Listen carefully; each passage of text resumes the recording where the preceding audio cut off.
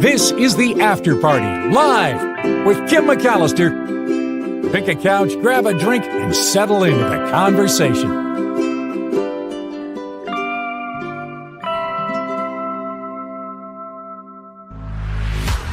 Oh, way too loud. Hi, everybody. It is the After Party live on a Travel Tuesday, and thank you for being here. I saw a question in the chat, which I just have to address first of all. Mama de los Goblins asks, is it normal for gray hair to grow in with different textures? I have very fine silver hairs at my temples, but near my part, they're coarse and kind of curly, and I don't have curly hair. My answer is yes. I have kind of, my hair is really thick in both. Oh, sorry, too much music. It's really, really thick in both volume and also in the texture. My dad used to say the individual hairs are like pencil leads. They're really, really thick, and it's thinned over time. And so now it's really still thick, but I feel like it's really thin. But the silver hairs that are growing in are a completely different texture, which is interesting. And they are a little more curly, and I have straight hair as well. So my answer to you is yes. In my experience, I think they're different textures as well. So some people say that silver hairs are a little more frizzy also. So I don't know. What do you guys think? Sandy says, I've noticed my gray hairs have a wiry texture compared to the rest of my hair, which is super straight and baby fine. Yes. See, I agree. Yeah. Yeah. Gray hairs. I'm kind of trying to embrace it. I don't think I'm going to dye it. I have little gray hairs at the temples, and I have a couple of strands. For a while I was pulling them out, and then I realized I don't have a lot of hair to pull out anymore. So I think I just have to let it roll. Yeah, I think that's going to happen. You just try to cover up the inevitable. I don't know. Okay, I do want to thank people who have contributed to the show in various ways, and that could be ideas, and it could be stories, and it could be the lovely messages you send to Kim at the afterparty.live. And it also could be contributions. I see one rolling in right now from Harry Magnan with a 5. I finally get the first like and chat, and my gray hair falls out. Harry Magnan, thank you for the comment. Thank you for the 5. Much appreciated. The PayPal for the show is always available. The information is in every day's show description. And Wes has thrown in 5 today. So nice. Robin F. contributing with a recurring PayPal payment. She sets it up so it just rolls in every month, and I can't even tell you how much I appreciate it. Heather K., her recurring payment came through. Jennifer L., William B., thank you so much. Also, Wendy B., you guys, just thank you so much for the contributions and for keeping this show going. And thank you, Harry, for the super chat, super sticker. That is always appreciated as well. Blue Spark says, at my age, I'm just glad I have some, although hair doesn't do anything for me. It just costs money and it costs time. Oh, yeah. Phineas looking at getting a puppy next week. That is exciting. Nola Fidian doesn't even look at the hair. Some of it's getting a little gray. You know what's funny about that? And I don't know if this is normal or if I was just vain as a young woman, but every time I would walk in the bathroom, I'd look in the mirror. You're walking by a mirror, you look in it, right? Now I don't even look anymore. I just keep walking. Don't look. And it's not even like a conscious decision. I just walk by a mirror and don't look in. I mean, it never used to happen. So yeah, I don't know. Yay, love the donor, says Ricky. So do I. Thank you. I appreciate it. All right. Mama says, I never dyed my hair. Me neither. I want to be a silver fox when my kids graduate from high school. Well, you're well on your way. Look at you go. Mine started going gray in my early 30s. Oh, see, but look at your hair in your picture now. It's beautiful. And your gray doesn't look wiry. It looks soft. So that's pretty. I don't even use a mirror to shave, says Nola Fidian. No. I have earned every white hair. Natural highlights, says Tammy. It'll be interesting to see how long it takes my hair to go completely gray. I don't know. All right, let's get into some of these stories. And the first one I have for you is that the Eagles are back. I mentioned it on Mark's show, and we'll get into it a little bit more. Look at those 2 eggs right there. Yeah. It's so exciting to see this happen. The Nest Cam is confirming California's bald eagles, Jackie and Shadow, are now expecting at least 2 chicks. She laid her first, I think, Friday, and then she laid another one, they said yesterday, Monday, and they're preparing their nest. They're getting it all set for their eggs, and who knows if she'll lay any more. Last year, I know she had 3 babies hatch, or yeah, 3 hatched, right? But she may have laid more eggs than that, laid more eggs. You say you've laid an egg or laid an egg? Teacher Lori will tell me because she's the teacher and she has a grammar. It's good grammar. The camera, of course, is run by the folks. It's a nonprofit called Friends of Big Bear Valley, and they have been monitoring the nest of Jackie and Shadow. They say they have confirmed the eggs, the 2 eggs. Bald eagles, they say, practice delayed incubation, intermittently incubating and staying off or hovering over the eggs until the last egg of the clutch is laid. And once the last egg is laid, they should incubate all the eggs more regularly. And since Jackie consistently lays eggs 3 days apart, it slows down the development of the first eggs so that the hatching occurs closer together.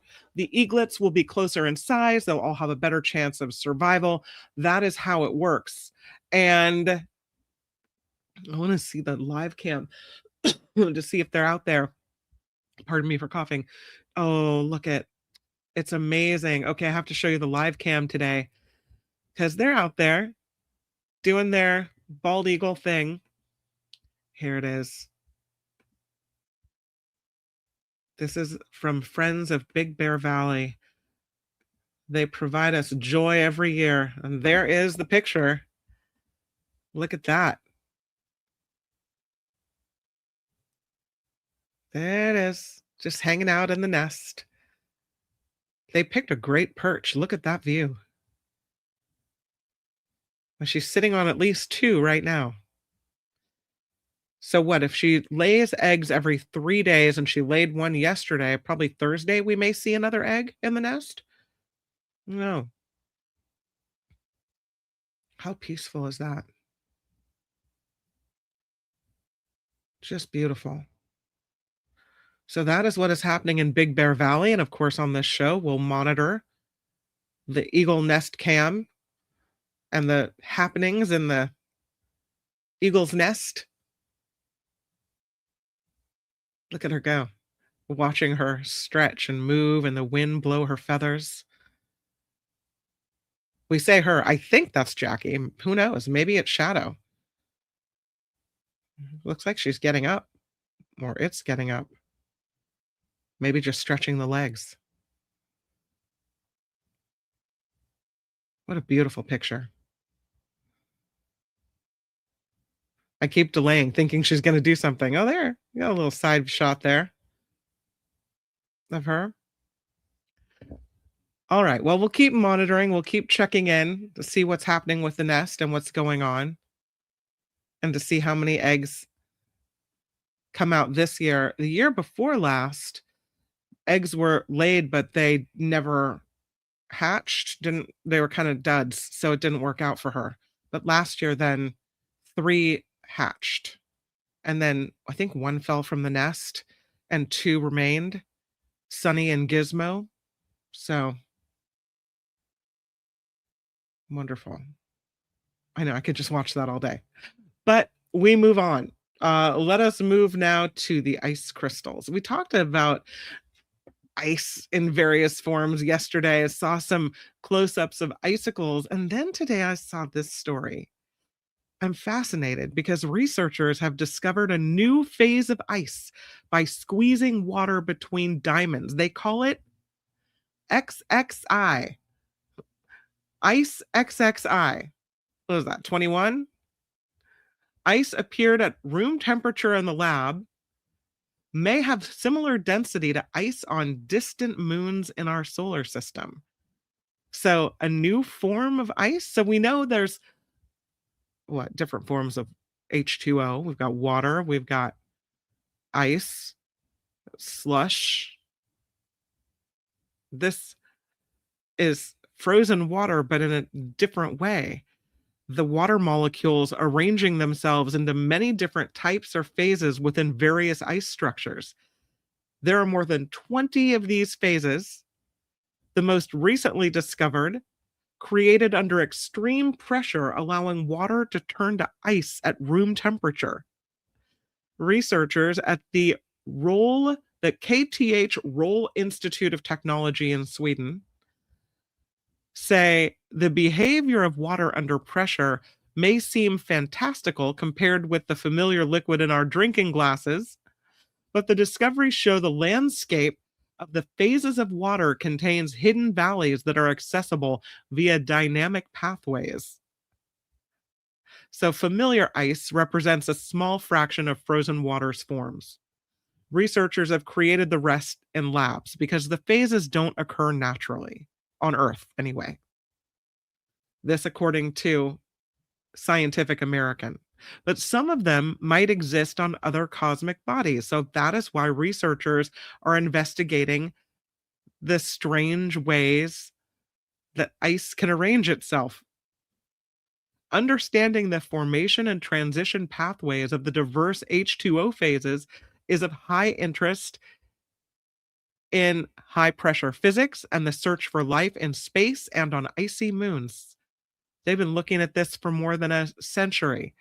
The team that investigated and discovered this new form of ice published a paper in Nature Materials. Liquid water, we know, can crystallize or turn into a solid in a wide variety of situations, depending on the temperature and the pressure.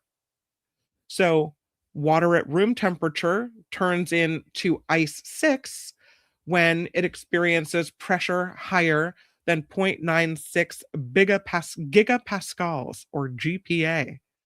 But in a recent study, these researchers used a tool called Dynamic Diamond Anvil Cell, DDAC, and it squeezes materials between two diamonds, producing intense amounts of pressure.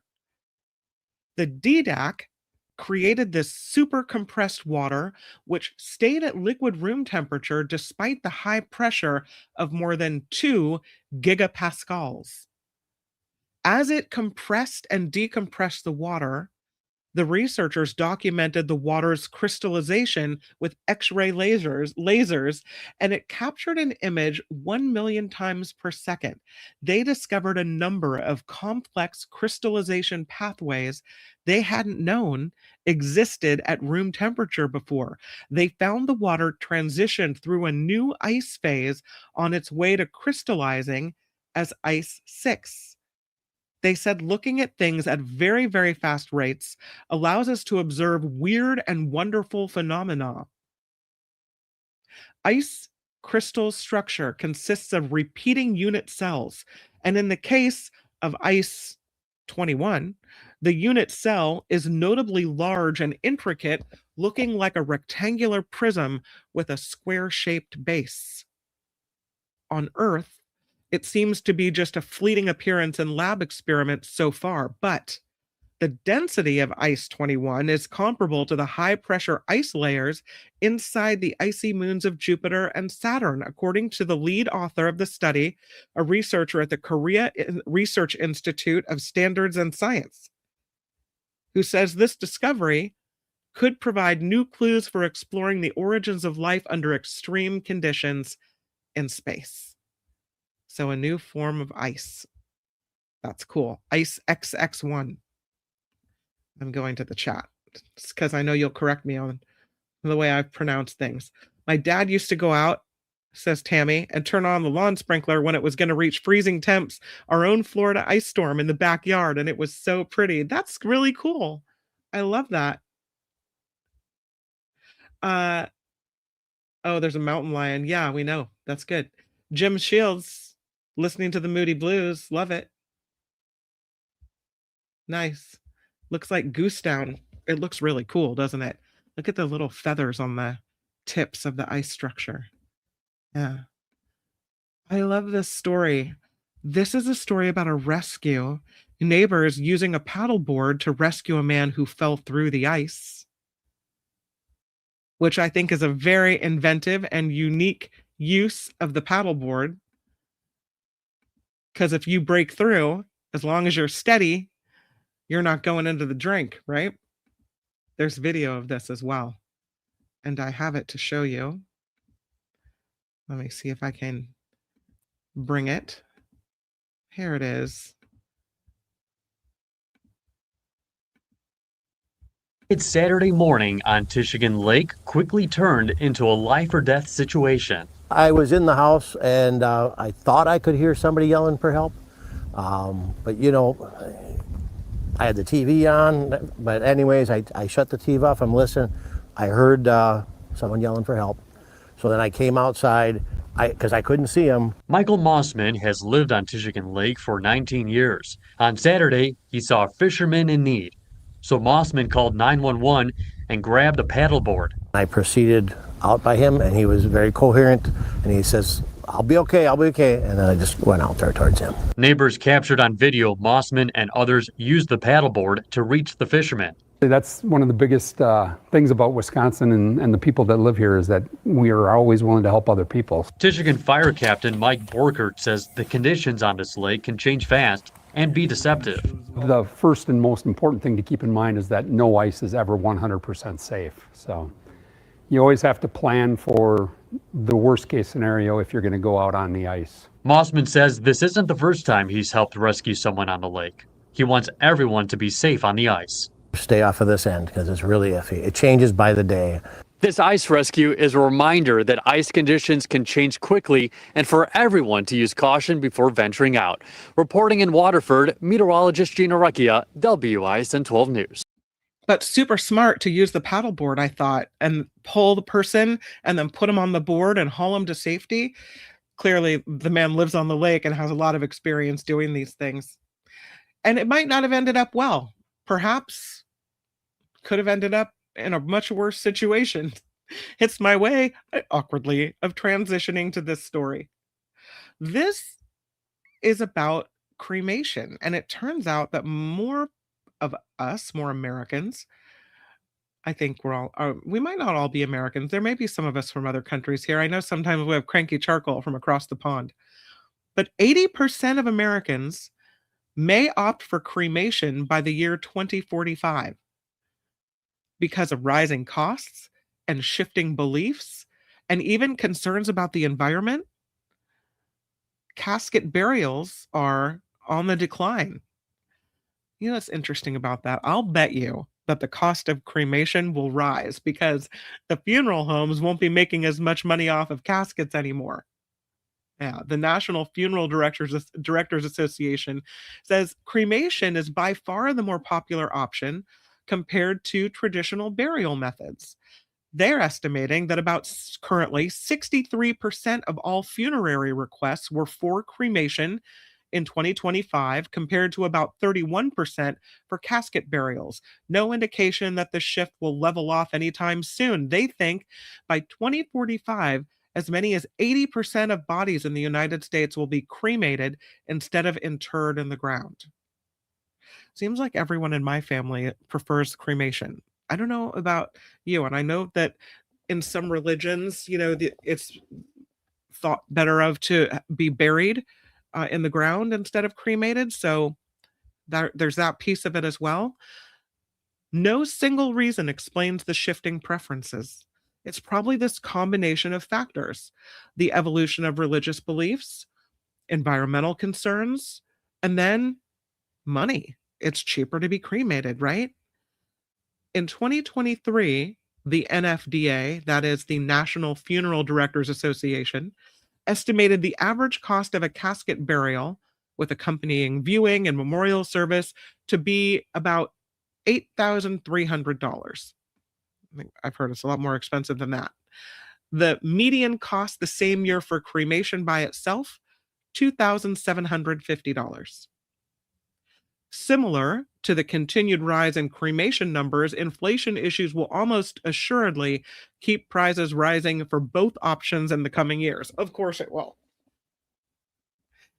The cremation's popularity, though, according to the funeral directors, who say a lot of people think it's a greener option, or more environmentally sustainable might not be exactly true, because cremation has its own environmental impacts.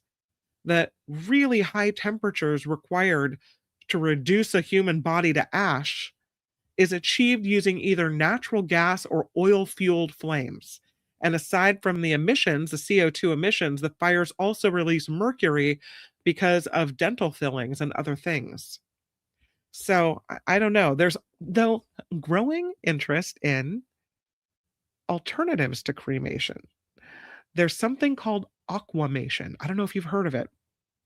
It swaps the flames for heated water and alkali that break down a body over the course of about 12 hours, using 20% less carbon, producing between 100 and 300 gallons of liquid waste. So people are looking at that. I don't know. They say if you want to go out as green as possible, there's one option that stands out, and that is human composting. That is the best bet. So much my husband says he wants to do that. I don't know. But 80% of people who die to be cremated by 2045, I think that's an interesting number. Big number. Okay, I'm going to the chat. Hopefully you guys are expressing your preferences over here. Soylent Green time. Ricky just doesn't plan to ever leave. What happens if one doesn't have that kind of money? It's outrageous. It absolutely is. Oh, somebody took their mom's ashes to Disneyland. Yeah, I've heard a lot of people do that. You can get in trouble for that, though. They don't want you to do it. If you have a choice, says Sandy, of either cremation or being lowered into a concrete vault or coffin, which does not allow your body to decompose and become soil. Well, I think you have a choice, she says. Well, yeah, I mean, you have a lot of choices, right? There are places that have caskets made of thick cardboard so that they are more biodegradable, you could say.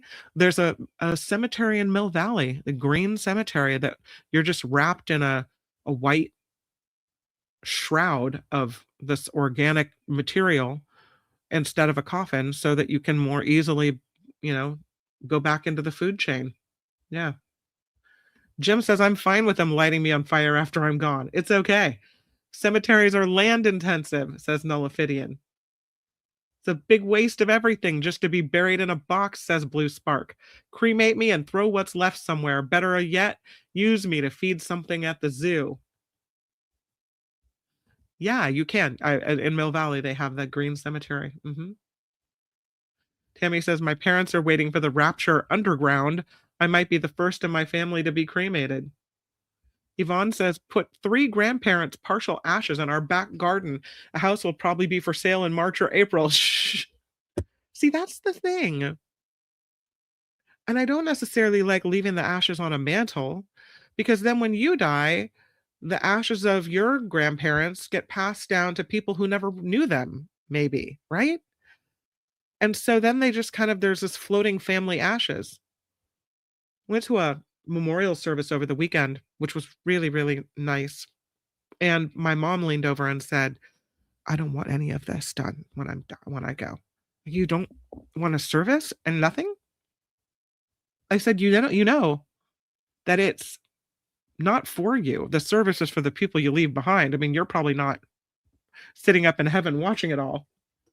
She said, yeah, I don't want any of this. Just cremate me and sprinkle my ashes in Maui somewhere on the beach. I'm like, okay. Easy. We could do that. We'll have our own little ceremony in Maui. I said, I'd rather keep you around for a really long time. Hilo Karen says, we buried our parents in the backyard of our childhood home, but we had to sell it shortly thereafter. Too expensive to keep. That's kind of why on a beach, or, in the mountains, or in a national park or somewhere where you could go back, or where the place, somewhere that you want it to be, somewhere where the place is meaningful to the person who passed and to you, but also a place that you could go back to and remember them if you wanted to, right? I don't know. But maybe it's nice to just know and have in your heart that they'll always be at that home. Yeah. No Music and Kleenex for me. Have a party and move on, says Blue Spark. That's how the poltergeist started, says Phineas. Give Kim an excuse to go to Maui. Yeah, thanks, Mom. Prop me up against the jukebox when I die. Yvonne says, my relatives are at the Harbor Beach at Santa Cruz. We had a nice little memorial there and tossed them into the ocean, and off they went. Yep.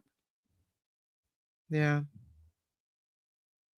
Read that Keith Richards spilled his dad's ashes and decided to snort them up. I read the same thing. Yeah, weird. Well, we're going to have to come up with more and more places to sprinkle ashes because more and more people are going to be cremated. That's for sure.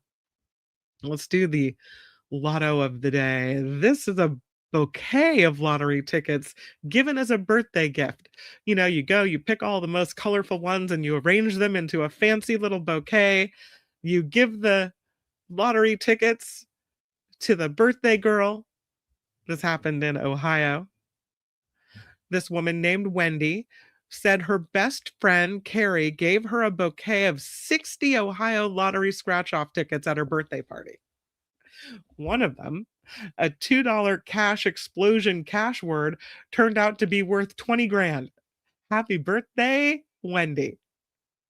Wendy said it was already her best birthday ever thanks to the party, but the dramatic win on her last scratch-off, number 20, or number 60, I should say, made it even better.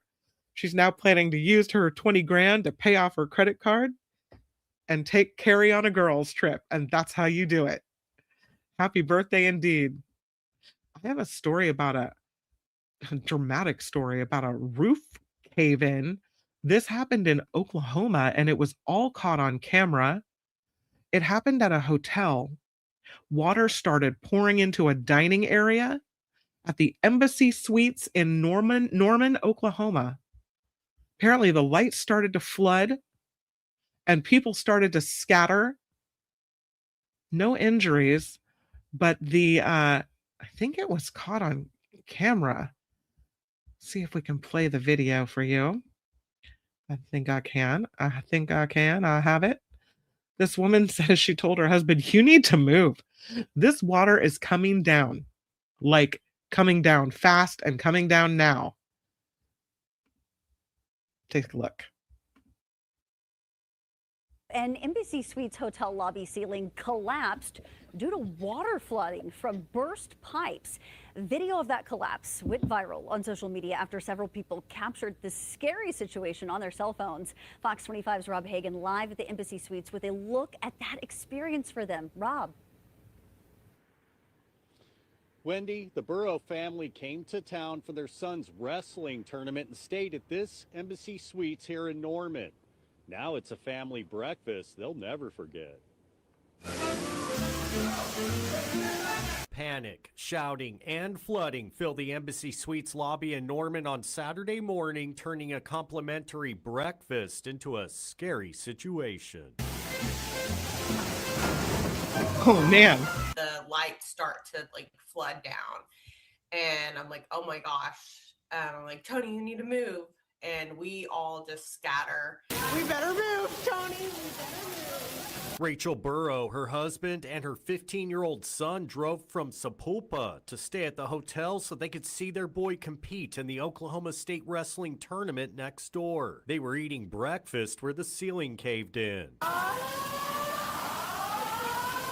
We wouldn't have moved. We would have been drenched. Now their video of the collapse is going viral. There was little girls that were crying because they were scared. No injuries were reported. 2 days later, the area is closed off and a disaster relief company was on site.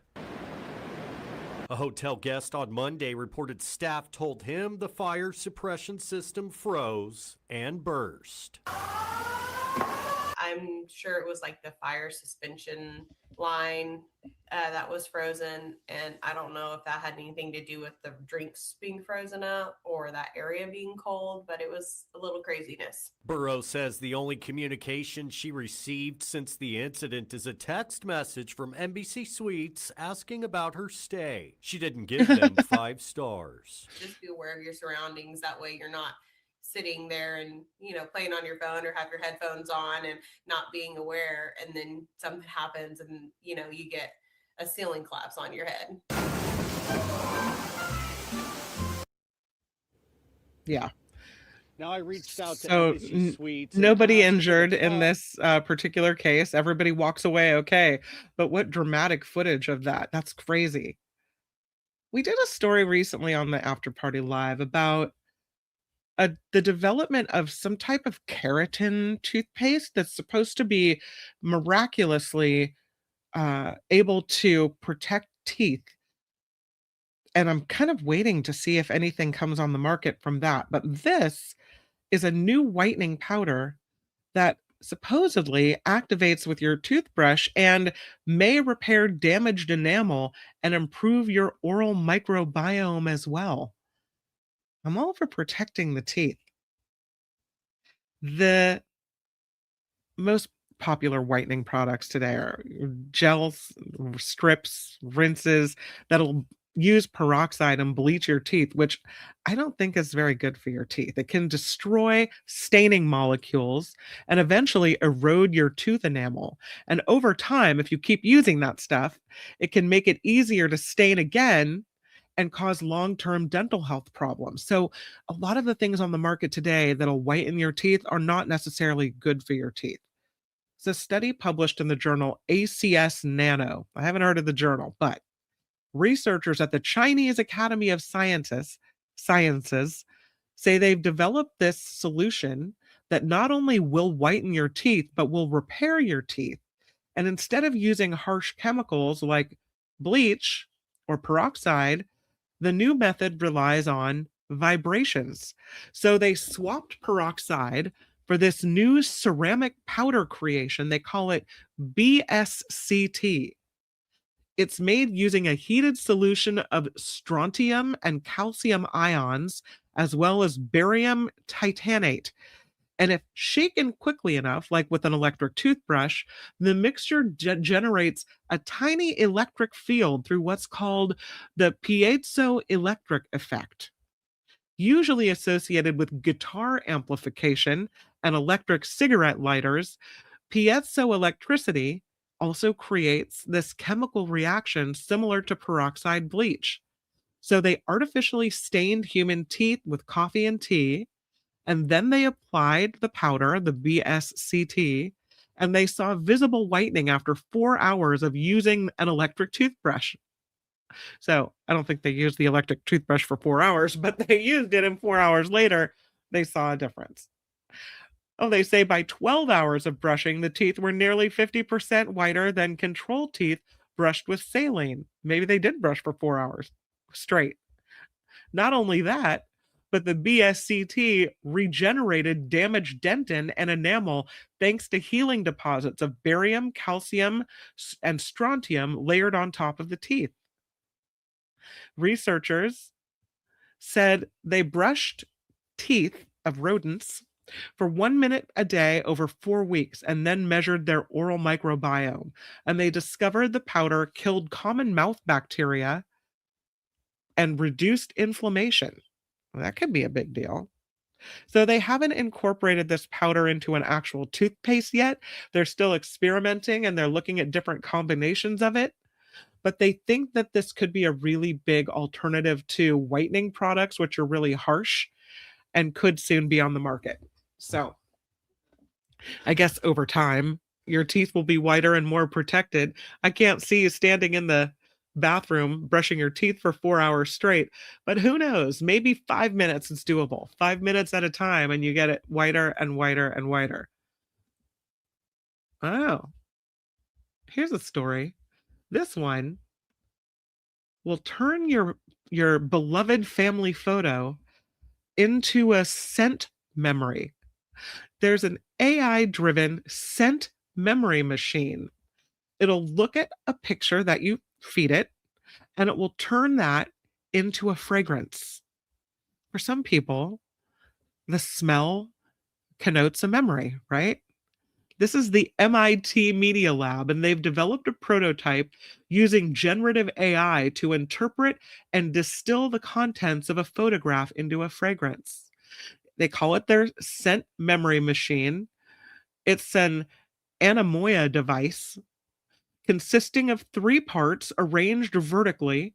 You place your analog picture in the top section, and then the AI-powered computer in the middle will analyze the image and allow the user to craft a prompt using 3 details, or 3 dials rather. Then the machine produces a custom scent from a set of pumps connected to fragrance reservoirs located at the bottom. There's the fragrance reservoirs that are able to, just what, 4 of them are able to turn it into your scent? Yeah, I guess so. The whole pipeline built around a metaphor of distillation, where you take a dense, layered memory artifact and transform it and compress it into something else.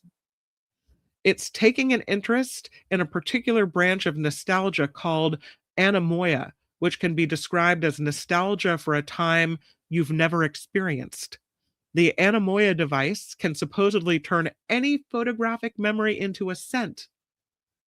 They're particularly interested in unlived memories, childhood photographs, family archives, inherited recipes, the obvious destinations. But the anemoia framing lets the system start in a broader, more universal space and then move toward the harder, more personal question territory. The machine uses a vision language model to interpret the content of the image, and then users can influence the final output by interacting with the dials. So you could select a particular point of view from the photograph. It could be a non-living object, could be a person in the picture, could be a tree, whatever. If the subject is a person, you can specify if it's a child or elderly person. If the subject is an object, you can situate it in its lifestyle by saying it's raw, it's in use, it's in decay. And then you can assign an emotional tone to your photo by choosing between emotion words. So they have an example here. The picture was of an apple or a pear sitting on some stone steps in a beautiful garden. So the user specified the fruit as the subject, said it was in use, and chose the word calm as the mood. And the resulting scent formulation had a hint of spiced apple, pear, and earthy musk. The user smelled the output and described it as being transported to autumn. I don't know. The shared vocabulary was important to help the system land somewhere before it could get a more nuanced, creative output. So, it has a scent library of 50 fragrances ranging from sandalwood and pine forest to old books, leather, and sand. And each one of them is delivered in 1-second increments, which ultimately creates a wide variety of mixtures that are highly dependent on all the user prompts. It's an interesting use of AI, I guess. I don't know. There's a little machine. All right, it's time to travel. Are we going? You ready? It is time for Travel Tuesday after party style. And I typed in, looking for a location this time, I typed in far-flung locales. And to my great pleasure, this popped up. This place is called Raja Ampat. Raja, new word, Ampat, Raja Ampat. It is in Indonesia. It's a set of islands, a collection of 1,500 islands, atolls, and cays off the coast of Papua. They're so remote and little known that usually only people live aboard dive boats that are sailing in between other locations venture here. Maybe somebody scuba diving that knows the diving here is amazing. Oh, it's part of the Coral Triangle where the Pacific and Indian Oceans collide. Some people say it's the best in all of Southeast Asia. These stunning islands are apparently really accessible. So it's not apparently cheap to go here, which is interesting. But you can stay with a Papuan family in a simple, comfortable, palm thatched homestay bungalow, which is a lot cheaper. You will not find crowds, and you can get in before this island wonderland really gets discovered. It has a warm equatorial climate year round, peak season for diving and sun, dry season from November through April. Heavier rains hit the area from June through September, and the smooth seas can get rough then. That can shut down boat travel in July and August. So if you really want to check out the islands, maybe do some snorkeling, October through March, pretty good. Okay.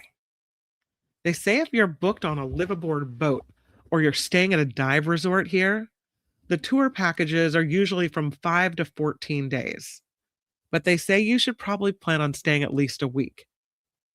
If you want to go, you you start with a trip to Sorong, where you can stock up on the things you might need. Most visitors arrive from Jakarta or Bali, but there are ferries that sail in from neighboring islands as well, twice a day.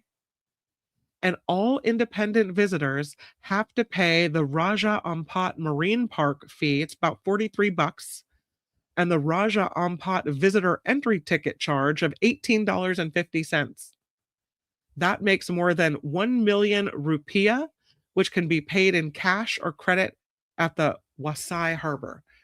So, I don't know what, $70 or so ish. And here are the best things to see and to do in Raja Ampat. First thing is to enjoy the underwater adventures. Yeah. So beautiful. They say it's the stuff of legend. It is protected as a marine reserve. It is stocked with brilliantly colored corals, vertical walls, underwater ridges, giant manta rays, green turtles, schools of barracuda, wobblegongs, epaulet sharks, pygmy seahorses, pods of whales, dolphins in the open water. Many divers, according to Lonely Planet, consider Raja Ampat to be the pinnacle of underwater exploration in Indonesia. But the currents are really strong. And most of the dive sites, 20 plus dive sites, are considerably deeper than 66 feet, or drift dives that require an advanced open water certification as a minimum. But there are some that are really celebrated. Mike's Point, Cape Cree, Manta Ridge, Blue Magic. There are dive resorts that usually require dive insurance and a medical certificate with proof of your dive certification. But even if you're not an experienced diver, there's really rewarding snorkeling, as you can see here, straight off the beach in most of these islands. And the shallow waters or the piers or the jetties, really beautiful. You can also take open water courses that'll teach you how to scuba dive in these areas. Pretty fun. You can explore the islands of Raja Ampat. Look at those islands. There's a million of them. Well, 1,500 of them. And they're all over the place. The name Raja Ampat means four kings in the Bahasa Indonesia language, and it refers to large islands of Waigeo, Batanta, Misul, and Salawati. So most people looking for a travel deal stay at Waigeo's capital. It's Wasai, and it's the only town of any size in Raja Ampat. And it is the destination to catch the ferry as well. But less than an hour southwest of Wasai, by speedboat, are a string of islands that are beautiful. They're dive sites. There's a number of homestays run by Papuan families. They say you just go there and fall in love. Since major cost in Raja Ampat is getting around by boat, most travelers pick one island as a base and explore from there. So there's a little tiny island that pioneered resort diving and kickstarted the homestay trend, and it's Kri, Kri. There's a Kri eco resort that opened in 1990, and there's backpackers that join together and share boat costs. Neighboring Manswar Island is larger. There's some villages there, some basic shops. There's a medical clinic. There's another accessible island, tightly packed with homestays that still has a local feel. It's called Aborek. The FAM Islands offer a remote castaway-like experience and easy access to the island lookout. It's called Pi Nemo. So here it is. You can climb Pi Nemo for some stunning, beautiful views. And there's a classic postcard image of Raja Ampat. It's the view over a bay of these mushroom-shaped forested islands that rise from the beautiful turquoise and green waters. And if you want to go see it, you can. Here is the view from Pi Nemo. Wow. It is a hike. You go up a mountain. It's a day trip. Expect to pay about $246 for a guided trip. You go on a boardwalk. The stairs lead from a jetty to the summit of a hill for the sensational views over the bay and out to the FAM Islands. The boat trips here often include snorkeling at nearby Rufus Island and a stop at tiny Arborek Island, where the village offers a chance to see traditional Papuan dancing and local handicrafts as well. So if you're going to take a day trip, you can ask your homestay or neighboring homestays and other travelers to split the cost, because boat captains usually charge by boat, not by person. Another fun thing to do in Raja Ampat is to spot the dancing birds of paradise. Look at that.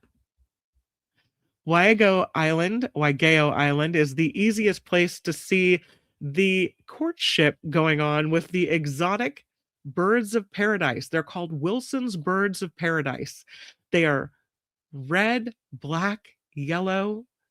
They are nesting on this island, but you have to get up at 4:30 in the morning to see them at sunrise, because that's when they dance.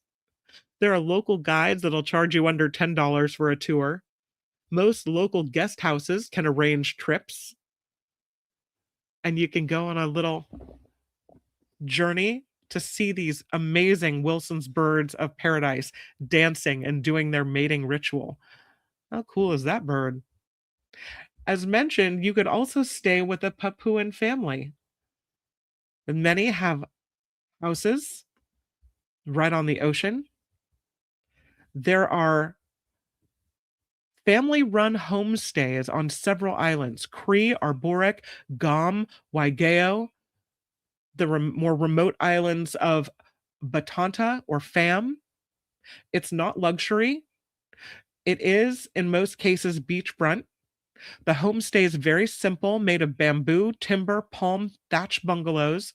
They put a mattress on the floor for you, and a mosquito net is put up. These are overwater stilt bungalows. They don't even have an attached bathroom. But these bungalows built on the beach often will have private bathrooms and seafront balconies as well. And here's a picture of some of the seafront bungalows.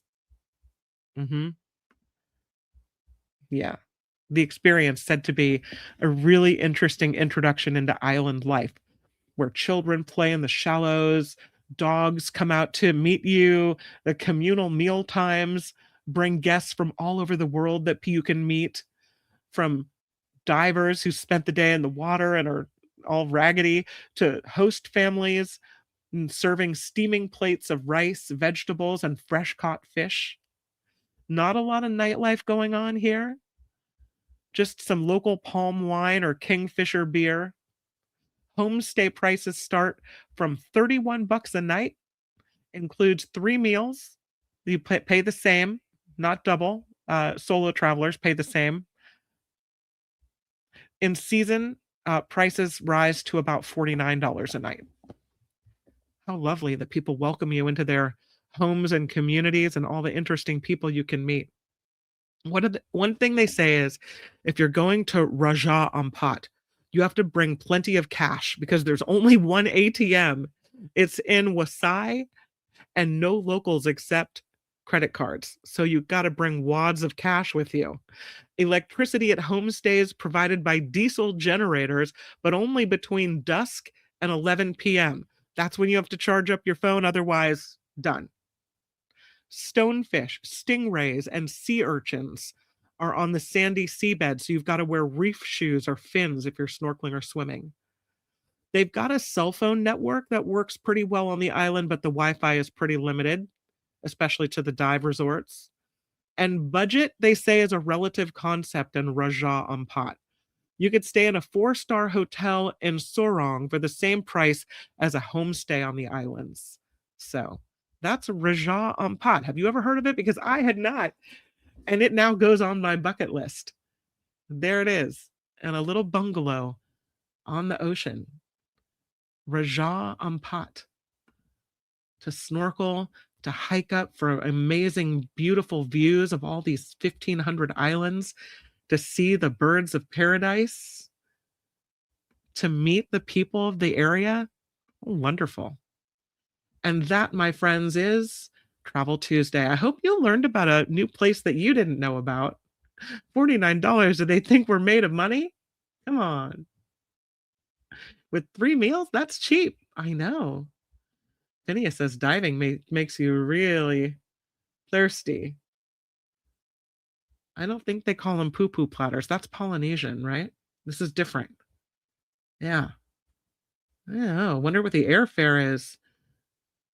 Well, you have to fly into, they say, you fly in to,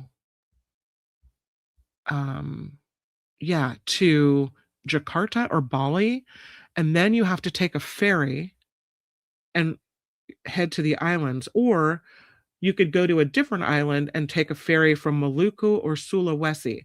They have 2 ferries a day, 9 a.m. and 2 p.m. You could take a chartered speedboat to your island of choice. They say if you're really interested in checking it out, there's a Facebook page. It's called Stay Raja Ampat. It's the Stay Raja Ampat Facebook page.